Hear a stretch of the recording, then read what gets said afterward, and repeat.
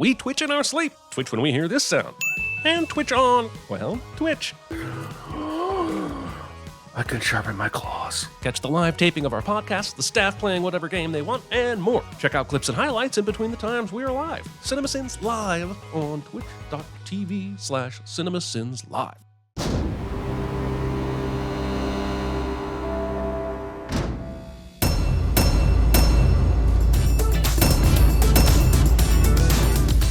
Disney. Holy shit, Bob's Burgers looks 10 times better than it usually does, and about 100 times better than when they let fans animate the show. Having a light flashing like this and not checking to see if there might be someone trapped in a nearby secret basement. Are these two people fighting in front of a spotlight, specifically designing your stuffed monkey to look like it's just witnessed a murder? During every Bob's Burgers intro, they show the same calamities happening to the restaurant, followed by a grand opening. And each intro has a gag about the new business that opens on the right, almost always a store with a punny name. So let's focus on the fact that every episode of Bob's Burgers shows a new pest control van in front of it and a new store on the right, which means that Bob's Burgers is always infested with rats and cockroaches. Also, rent must be incredibly cheap for this obviously haunted and or cursed building to get over 200 new tenants constantly using punny names for niche businesses. Absolutely nobody who rents this building learns from the previous owners or knows about its unlucky history. Why is Dad making a burger at 8 a.m.? More importantly, why aren't you kids getting any breakfast before you go to school? The Belcher kids do eat breakfast, right? I'm pretty sure I've seen that. Why is this choking poster giving me a boner? Bob and Linda sing a song about how Bob's Burger is going to impress the guy at the bank and he'll give them an extension on their loan and wasn't this basically the storyline in Bob Day Afternoon when they needed to get a new loan? Anyway, how the does this restaurant stay open? Why hasn't it gone the way of bidets and confused like all the other businesses next door? Bob's Burgers has now gone full musical, and this song includes the line, "Oh Bobby, I like what I'm hearing, diarrhea's fine, but no sense fearing." And I'm not sinning that line. I'm sinning that line is the only interesting part of this basic-ass, inanely repetitious song. It's lyrically and melodically stale to the point that I'm starting to wonder if they just let the cast improvise it. This shop is called Your Ass is Grass, which somehow didn't have the conservatives melting down when they found out it was opening next to a junior high school. And now they just rhymed legit with put a ring on it, and Alan Menken is turning over in his grave. And yes, I know he's still alive. He literally went out, bought a coffin, dug a hole in his yard, got in, and started rolling around in it just because of how terrible this song is. I'm going to let the usual weirdness involving musicals slide here, but how is everyone in this scene walking in slow motion and Louise is singing at a normal speed at the same time? Is she like The Flash or Sonic or Quicksilver, and she's actually singing the song in her head about 10 times faster than normal? I mean, these kids just got to school, and now they're already going outside for recess? And aren't they all in different grades? Later on, they all have lunch together, too. Do they attend a one-room schoolhouse? The band, our underappreciated but highly influential band, the Itty Bitty Ditty Committee. Oh, right, we were in a band. And we went with that name? Sure. The episode in question was way back in season 5, and everyone except the most hardcore Bob's Burgers fan forgot about this band episode. But these kids never age, so for them, this happened recently. And there's no reason why they'd forgotten about the band they were in unless 7 years really have passed in cartoon world. Plus, I've never learned the difference between cartoons and real life, and you can't make me.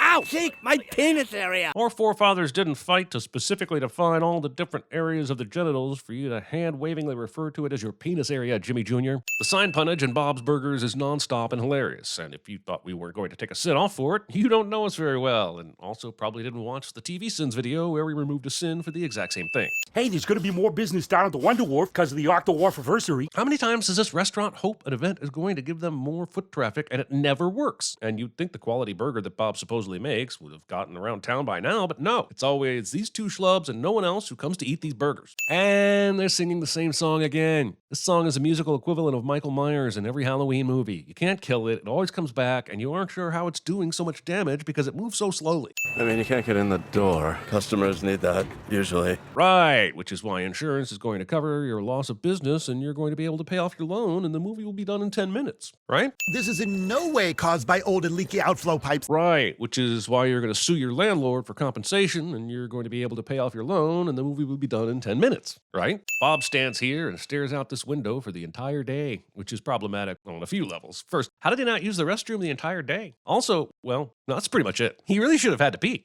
Also, the foot traffic during the day consists of less than a dozen people who walk by this place. There's a giant sinkhole that just appeared and no one is coming out here to die while attempting a selfie with this thing. Also, this time-lapse scene makes me remember the Futurama episode Jurassic Bark. And God help you if you give me yet another sad story of a dog waiting for years for his owner to show up. Here's a sin for even reminding me of that.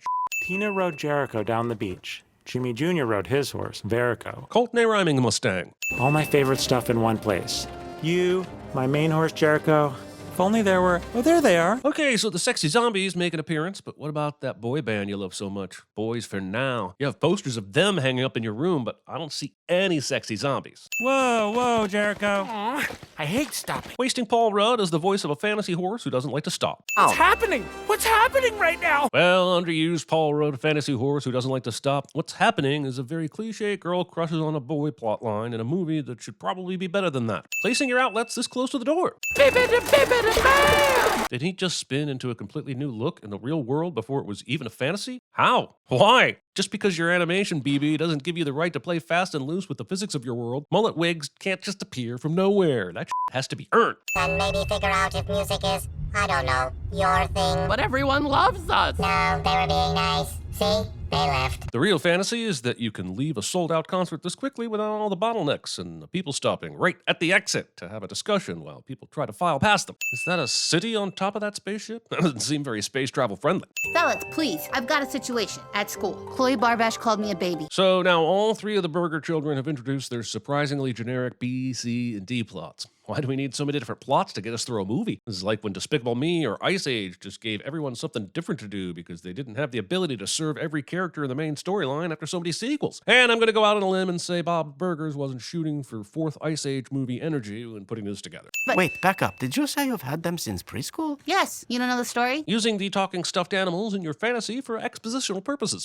So what I'm hearing is your head has not grown since preschool. Melted coochie would be excellent at CinemaSins. My foot's stuck. That's not at all terrifying. Or important, because all this how will she get out tension just goes away once you find a hidden skeleton. It's almost like this stuck in the mud thing is all just a bullshit way to progress to the next plot point. Look, movie, you can't show this skull losing most of its teeth and then later show us the same skull with a lot of its teeth still intact, especially on the mandible. And don't go in any more holes, you hear me? And stay away from crevices. Marriage. Leaving your unfinished tots unsupervised. Tots are like prison cigarettes for grade schoolers. There's no way you're abandoning those bad boys. It was very dramatic, and we got it all on tape. Didn't Tina turn off the camera before Louise fell down into the hole? And she never turned it back on for all the good stuff. And even if she did, she wasn't using the camera when they tried to help Louise climb out of it. It changes you. Some people can't handle it. Wait, Louise started telling her story and showed her dead man's tooth without making sure Chloe was listening already? I don't consider Louise to be a rank amateur at this, but that's exactly what a rank amateur would do. Okay, wait a minute. The only way to avoid mistakes is not to try? I know schools can be awful for various reasons, but discouraging trying? Skeleton discovered earlier this morning under Ocean Avenue. Animation, a format that allows you the freedom to create anything you want just by drawing it. And we are still resorting to news position for key plot details. Why can't buildings have little legs? Oh, I know this one, because then they'd be homebodies. For someone who's dedicated the last couple of days being completely worried about his family's future, Bob sure did go big on the rice pilaf at dinner tonight. And there's somehow nearly a whole bowl full of it left after everybody got their portion. You know what you gotta do to Droopy Bob? What? You gotta punch him in the nuts like this. Punching someone in the nuts is probably the least conducive way to solve the problem of a droopy Bob. Clearly, this back door is only open so that we can add some tension to this bike sneak around. I mean, unless today's burger is the fly in the ointment pork burger, and they're trying to let the ingredients in. On 3. 1, 2, 3. Say, Mr. Fisher. That was on 4. Is there a reason you keep saying don't go there? 'Cause you shouldn't. Okie dokie. Just wanted to clarify, but why should we... Hi, is the park open? Tina wants to know the specific reason why they shouldn't go to Carniopolis. And because of one dickhead interrupting them, they decide not to ask any further questions and just leave. I don't like it. I think it should be in the hole. Setting aside my urge to turn that into a college girlfriend joke, I will just say that the amount provided isn't even close to being enough to meet the needs of that hole, which is exactly what my college... This place can't close. I can't live if living is without you. Even as a movie, Bob Burgers can't quit thinking about its Nielsen ratings. Smells like the most stuff you can grind up to make food. Oh, look. That was their slogan. Haha, that's super funny. It would have been funnier if that slogan wasn't already visible before Gene said it. I miss school. I'm feeling suddenly like I love fractions. How's it going? You here to buy drugs? Geez, discount Bill Hader's voice. These are minors. You can't start right in with the drug sale. Maybe break the ice first by asking about the disruptive nature of the Gen Z workforce on an already destabilized economy. Never mind, go ahead and start with the drugs. Did you say which carny killed Cotton Candy Dan? Seeing as how the other carnies are engaged in a very loud game of Lucky Ducks and Mickey was talking in a normal tone, there was no way these fuckers heard that. Holy shit, are we singing again? It's been a half an hour. I was genuinely hoping you'd forgotten that you at one point identified as a musical. You know, it's not just that everyone has all these dance moves prepared for this musical number. It's also that they are somehow perfectly blocked and staged for maximum visual impact. You expect me to believe that the entirety of Improv Everywhere ended up living in trailers in a back alley working as carnies to pay the bills? You know what? Don't answer that. During the middle of this song, Louise says she's going to solve the murder and acquit Mr. Fishoder, but these carnies all think that Mr. Fishoder did it. And for some reason, they sing along with Louise like this is perfectly fine with them, even though the only reason why they're suddenly on her side is because she told them about Chloe calling her a baby, which has nothing to do with the murder whatsoever. See, they're not cops. Cops don't dance around like that. Making me bring up cop rock to prove you wrong. This totally benevolent carny wants to tell the kids something about the Cotton Candy Dan murder, but instead of calling out to them and telling them to stop for a moment, he just follows them silently for the next 20 seconds until the kids dead end into an alley. And it's just Dan, Mr. Fishoder, and Felix Fishoder. Now the movie wants us to believe Felix is the murderer because of the season 4 finale where Felix nearly killed his brother and Bob. But the movie has already telegraphed that their lawyer cousin Grover is the killer because he's a basically brand new character we've only seen a couple times before, and everyone should have solved this as soon as he showed up in the movie. Also, when this guy approached the kids with this story, he said, I didn't want to say it back there. They don't want to hear what I got to say. so why would the carnies not want to hear that? It's not like this implicates any carny. It's just Mr. Fishoder's brother. This carnival game apparently gives away guitars and trumpets as prizes, but also beach balls and pow hammers. Have some consistency. Do a bass guitar and a trombone instead and let people finish their inflatable ska band collection, you meanies. Ta-da! Ah, sudden sexy cheeseburger making me suddenly hungry. They found a cufflink in the hole near the body. A very unique cufflink.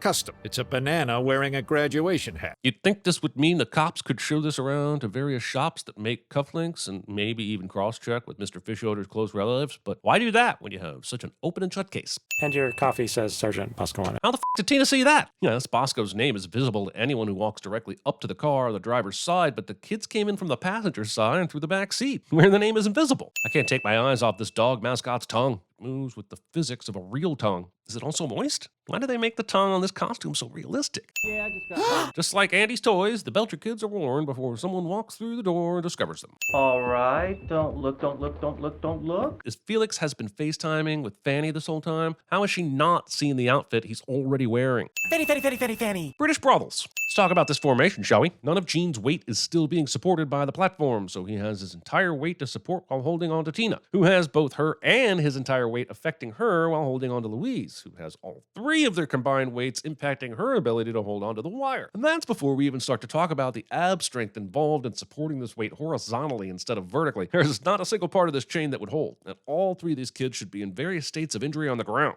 Bob starts getting worried that they're going to get caught, so they start moving the cart and accidentally run over the Cotton Candy Dan memorial, which was not anywhere in this shot earlier. Apparently, no one is currently riding the Ferris wheel, and it has completely stopped. I wonder if it's shut down right now. Does the sign in front of it say closed for animation budgetary reasons? We're gonna rock so hard. A lot of confidence here, despite what some robots may say. Remember that from 40 minutes ago? Remember how Jane has a plot line too? Do you remember? While this effort to spell out sauerkraut chutney, but make all the other signs look like alien language. Geez, good thing you didn't push that one. Hello, lover. Kids accidentally themselves into a secret hideout thanks to one of them being really stupid cliche, otherwise known as the Scooby-Doo doctrine. Well, it was a nice thing that they made for their friend who was murdered. And we were pretending that we work here and I guess taking money from them. Yeah, that's true, but they didn't seem all that bothered by you taking money from them the entire time you've been inside the park. They only got mad when you ran over the memorial. Neptuning. Okay, so this is here. Whoa, how the f*** did they suddenly get in a car? Oh, kids. So great you have kids here. Hi, kids. Sinkhole kids. Kids. I mean, not in the usual sense, but he said kids an awful lot back there, and sometimes we sin when words are overused. It's just, in this case, it can be confusing because we also sin kids a lot too. Am I actually still explaining this out loud? Call me old-fashioned, but I don't think I would ever buy an alcohol with the name of Uncle Tickletush on it. That's goddamn dark, Bob's Burgers. What if I'm just letting a butt lead my heart down a dead-end road? Look, we can quote Uncle Tickletush all day, Tina, but we've got a murder to solve. Huh? What the? Yep, it's a conveniently placed clue that you conveniently walked over to at the exact time it was most convenient to the plot. You were looking at the picture and you saw my banana cufflink. I knew he bit me, but I didn't know he swallowed the damn thing. Then how did you even know what to look for in that picture? That's some pretty intense guilt math you're forcing there, especially considering all you needed was the tooth to know she was onto you. And we're singing again. I never watched a musical before that felt less like a musical but still put so little effort into trying so hard to be a musical. Also, I kind of like the touch of having normal people sing songs badly, but I think I was over it after the first song. Movie thinks this aspect is way more amusing than it is. So, in this family trust, you see, you're ineligible to receive benefits if you've been convicted of a felony. And so you cooked up this half-baked murder and framed your cousin for it? There are so many felonies that you could have framed him for that didn't involve actually murdering someone. And I guess you also figured the cops wouldn't do any investigation beyond matching a bullet to a gun and just saying case closed. Grover is now literally singing his monologue confession while expositing his entire plan. It's a trope within a cliche within a terrible musical number. It's basically the turducken of third-act lazy storytelling. And now we're doing a totally different styled animated breakdown of the crime within an already animated movie. Who do you think you are, the Prince of Egypt? Also, almost every piece of Grover's motive, plan, and execution is completely new information to us as the audience, which means we had no shot at playing along with this murder mystery in any meaningful way. But little did I know that some numbskull backhoe operator working for the city was going to scoop up that pile without even checking for dead carnies. I come back, I've got no body, I didn't know where they brought the dirt. You're telling me that there was just a pile of dirt sitting right next to the wharf? A pile of dirt that just so happened to be destined for a little bit further down the street? Why would the city bring a pile of dirt to the wharf in the first place if it were meant for someplace else? Also, are you telling me that there was another hole they had to fill right in front of the Bob's Burgers building 6 years ago? If so, what caused that hole, and why is a pipe bursting only 6 years after the fact? I made a fuse out of cooking oil. This terrible, half-spoken, half-warbled, unnecessarily detailed explanation of a plan goes on for some time. Oh, no! No! No! Movie has time for another few minutes of the completely unimportant mornings of the burger cart destruction. I swear, as stretched out as this movie is, I'm not even sure if there's enough actual content for a regular-length episode of the TV show in this thing. Okay, in the sub, fish odors first. Grover makes his cousins go first for absolutely no other reason than to give the Belchers a way out. He could have lined them up in the order he wanted to make sure his cousins got inside first, but he actually separates the group and loses control of the room so the movie can continue happening. There's our giant hole. That's how we know we're home. Sure, but you don't necessarily have to park right in front of it, right? Unless, of course, you're setting up something for later where Grover shows up and pushes you and the clam car into the hole, and there it is. I know nobody's looking at Grover pushing the dirt into the hole right now, but why does he think that he has enough time to do this before someone sees him? Also, what a bunch of bullshit this is, that he'd be able to push enough dirt into the hole using this method. Now let's get back to the wharf, launch my cousins into the sea, and we're back on track, baby. Saying your evil plan out loud. Again. To no one but yourself. Damn it. Oh, good. Movie spends way too much time on this will it or won't it fuse. I mean, if you're brave, you don't have to prove you're brave. It's true. In fact, it's true about everything. If you're hungry, you don't have to prove you're hungry. If your left leg is sore, you don't have to prove your leg is sore. If you're of legal drinking age, you don't have to prove... Never mind on that last one. I'm just saying this statement is meaningless is all. You know, you gave them to me because I was scared about the first day of preschool. That's not how it happened. People who just got buried alive have time for the true origin story of Louise's bunny ears. It's sort of in honor of my mom, your grandmother. She used to wear this brightly colored winter hat. I'll give the movie points for adding even more heart to its story, but it's still kind of weird that just because Louise showed that she was actually brave after the first day of preschool, they thought that making her a hat in honor of Bob's mom was a logical thing. Like, even Bob says that the only reason his mom wore a hat is because either she didn't like doing her hair or it was just that she liked the hat. It doesn't have much to do with anything other than coming up with an origin story to reward fans for watching the movie. You remind me of my mom, Louise. And with the hat, it's kind of like you two have met. Kind of fucked up you never told her this story before. We were on top of the water main. The new section of pipe is plastic. We lost a tire. I don't think I can even be mad that this works. That said, this works.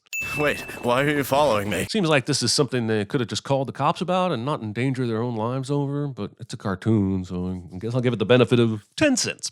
Where's the fuse? There! Jeez, Louise, does she have enhance and zoom vision to see that fuse? Also, how did Grover set up this fuse so fast? Earlier we saw the stairs and there was no fuse hanging there yet. So Grover would have had to have fed this fuse through the molehill shortly after he sunk the fish odor submarine. But look how intricate this shit is. It started here at the base of the stairs and presumably it goes all the way back to the top near the entrance and then takes this roller coaster route all the way down to this spot where it's hooked up to a teddy bear. Also, look at all these plush toys that Grover hung up inside the molehill. They cover the whole inside of it. Either he did this 6 years ago ago, and no one noticed, and no one ordered new ones, because remember, that supply room that was supposed to be filled with plush toys was nearly empty. Or he hung all these up like in 3 days. This place is over-engineered, I think. They designed it to resemble the plot, apparently. I'm gonna miss you too, pal. I've always looked up to you. Gotcha! This is the worst Squid Games I've ever seen. How are you feeling, buddy? We're ending the movie with this storyline. Not every character needs resolution, movie. Let me guess, we're also going to see Jimmy Jr., so we can wrap up the barely mentioned Tina plot, too. Hey, Tina. Damn it! I'm glad Gene's getting to play with his band at the end, but what exactly was his character arc to deserve it? At the beginning of this movie, we were given all the character motivations and what they hope to achieve, and they all learned something along the way to earn their various happy endings, but Gene did nothing and learned nothing. I was doing parkour down on the beach with Zeke. Anyway, I found this. Eat a dick, cartoon. He did not find this fucking Beretcless while parkouring on the beach. Give me a fucking... Oh, wait a minute. There was that time in college where I lost my wallet and somebody completely random picked it up and then asked this completely random girl if she knew me, and somehow she fucking did, and she gave me my wallet back. Anyway, the sin, as always, is parkour. By the way, I think it's funny that they did indeed pull out the Orchestramorama for Gene's band, but fucking how? Once again, the movie shows us that something has happened, but doesn't show us how it's happened. It would have been very entertaining to see that.